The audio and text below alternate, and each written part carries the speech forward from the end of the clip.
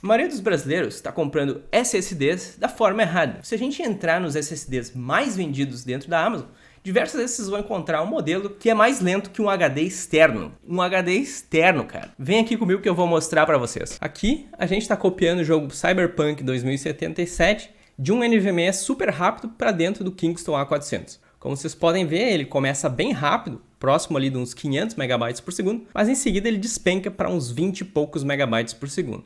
No total, copiar esse jogo leva em torno de 55 minutos. Se a gente fizer o mesmo teste no HD externo da Seagate, vocês podem ver que praticamente o teste inteiro ele se mantém estável na faixa de uns 100 MB por segundo.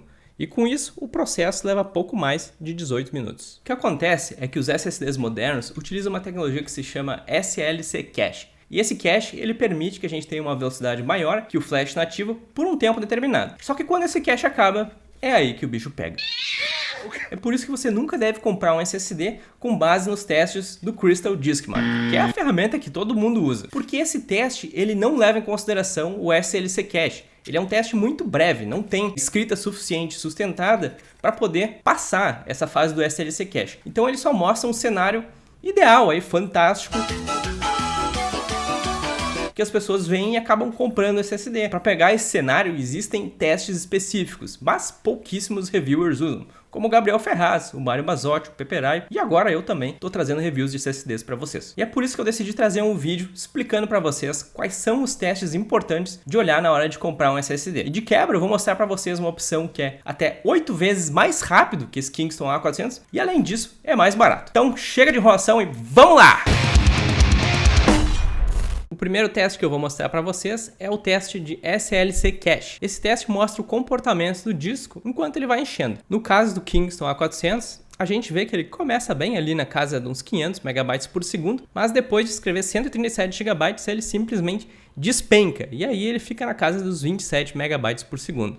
Mas então como que o Cyberpunk, que tem só 109 GB, foi tão lento nessa cópia? O que acontece é que esse teste do IOmeter ele tem um cenário ideal. O SSD ele tá limpo, não tem nada escrito, e ele ainda é otimizado com um trim. Quando eu copiei o Cyberpunk, a gente estava num cenário mais realista. Quase metade do SSD já estava cheio e ele também estava sendo usado. Na minha opinião, o importante desse teste de SLC Cache é ver justamente o comportamento do disco. O que acontece quando acaba o SLC Cache e qual que é a velocidade que fica. Entender o comportamento do SLC Cache é legal, mas ele não dá o tempo, que na prática é o que mais interessa para a maioria das pessoas. Então eu criei essa métrica de tempo para encher o disco. Aqui a gente pode ver que o Kingston A400 levou 3 horas e 32 minutos para conseguir encher os 480 GB. Enquanto isso a gente tem opções baratas que são muito melhores.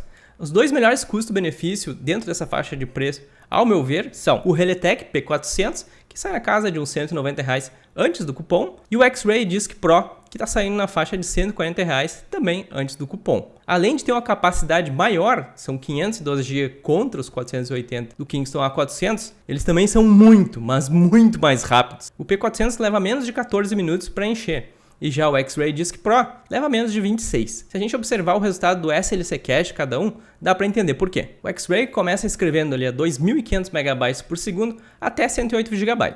Depois ele cai para a faixa de 700 megabytes por segundo, que ainda é muito bom, e ele faz isso até os 314 GB.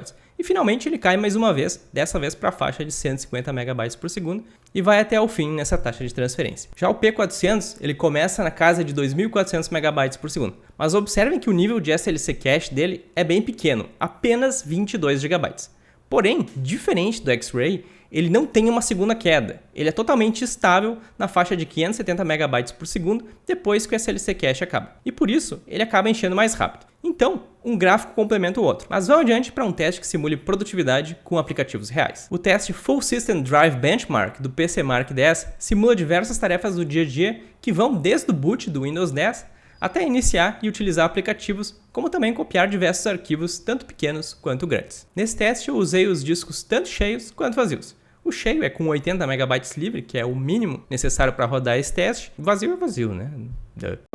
O próximo teste ele é mais focado na parte de games. A gente está falando do 3D Mark Storage Benchmark. Ele simula ações como a instalação e carregamento de jogos, salvar o progresso do jogo, bem como gravação e streaming. Aqui dá para ver que mesmo com o X-Ray Disc Pro cheio, ele supera o P400. Isso é porque a escrita não pesa tanto nesse teste quanto pesa no PC Mark. E justamente por não pesar tanto a escrita, o Kingston 400 ele não fica tão atrás. Na verdade ele fica bastante atrás, mas não é aquele negócio enorme que nem nos outros testes. Só que ainda assim o P400, que é o próximo da lista, né, ele tem mais de 250% a mais de performance. Embora o 3D Mark já inclua ações de carregamento, é sempre legal ver alguma coisa na prática. Então, mesmo que eu não considere um teste muito importante, o Final Fantasy XIV tem um benchmark chamado Shadowbringers, e ele salva os resultados de carregamento dentro de um arquivo. Com isso a gente consegue ter o valor exato de carregamento de cada cena. São carregamentos curtos, mas mesmo assim a gente tem um valor que dá para botar num gráfico aqui e mostrar para vocês. Só que pelo fato de as cenas serem muito leves e o resultado final ser um somatório, eu não sei se eu vou incluir esse teste no futuro. Então,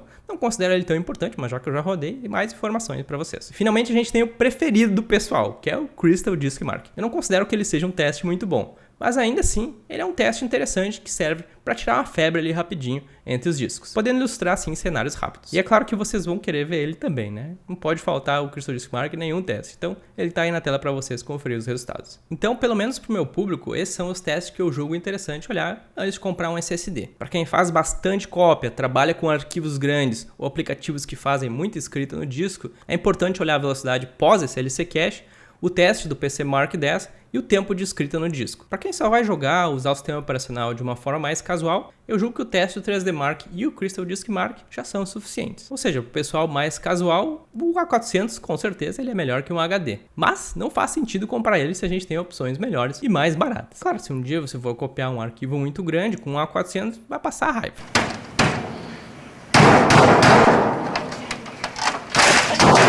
E já que a gente está falando de SSDs custo-benefício, eu tenho certeza que muitos de vocês querem aumentar a capacidade do seu PlayStation 5. E para isso, a nossa próxima análise de SSD que vai aparecer aqui vai contar com a participação especial do nosso querido amigo Paulo Batista. E uma novidade, olha o que ele mandou aqui para mim, pra gente testar nesse camaradinho aqui, ó, no PS5.